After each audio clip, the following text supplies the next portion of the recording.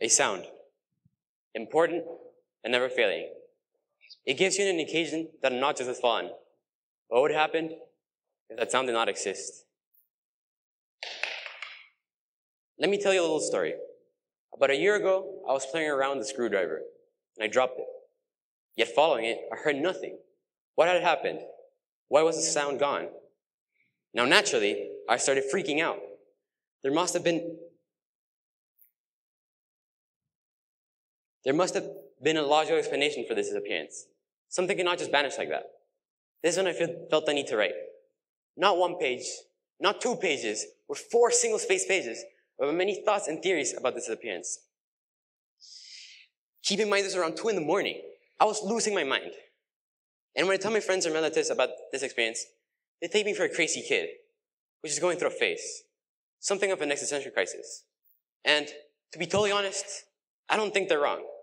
I did go through an existential crisis that troubled my mind for many, many months. But I became more creative and curious after this intense experience. And now that I look back at it, I realize how weird I was. Who in the world would write 4 single-spaced pages about a single screwdriver? Yet, it was through me noticing that triviality in the world that I was able to open my mind to a new world, a world I would never be able to see before. The world is full of these little trivialities that we take for granted each and every day. If we start trying to see them and trying to understand them, we can open our eyes through true progressive questioning. I want you to question these things. Who brought them there? Make yourself new to these things. Let's take, for example, the most basic actions in the world. Everyday activities. Eating. It's just the processing of molecules that build up food. Breathing. It's just the intake of the element oxygen with a lot more compounds than needed. Speaking. Just random vocal cord vibrations that have been defined to be words. Feeling. Just random electrical pulses that travel up and down your body to make the sense of feeling. And you may be saying, okay, how does this help me? Why do I need to question? And to answer this question, I want you to think of a hypothetical.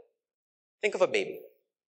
If a baby never asks itself if it can walk, will it ever walk? I don't think so. It must order itself. Today, I will use my arms to stand up and use my legs to propel myself forward.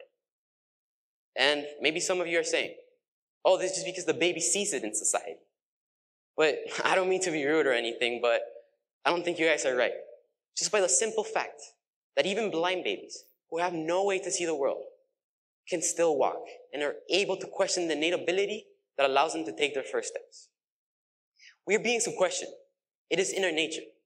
But it seems clear to me that as we grow older and more knowledgeable, we stop questioning and start conforming. We start accepting the things the way they are, even if we know that they may be different. Now, I want you guys to look at this image. This was a depiction of the future in the beginning of the 20th century. This is where we are now.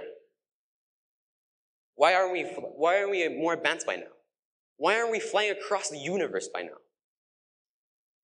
And while in some fields we haven't been able to create progress, take for example, bioelectronics, which harnesses the electricity that travels that up and down your body and redirects it for better purposes. We did it through the analysis of our own body interacts with the world and questioning the very basic sensory feelings and perceptions. Do you think experts in this field would even have a basis for modern understanding in bioelectronics if they didn't question first? I don't think so. It was through the harnessing of this that we were able to take a step into a future. And it is through the harnessing of this ability that we were able to make our next step in humanity. Maybe one of you guys finds an absurdity in the world and takes it on as a passion, maybe changing the way we understand speaking, hearing, and many other elements of communication. Now, remember the screwdriver I dropped at the beginning? Well, there's an old saying that goes, if a tree falls and there's no one there to listen to it, will it make a sound at all? And I propose a question. Did the tree even fall at all? Did the tree even exist at all? Nothing is certain. You must question everything.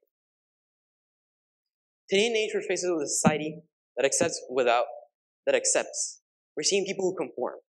We're seeing students just by the mere act of questioning disassociate themselves from very important conversations about who we are and why we're here.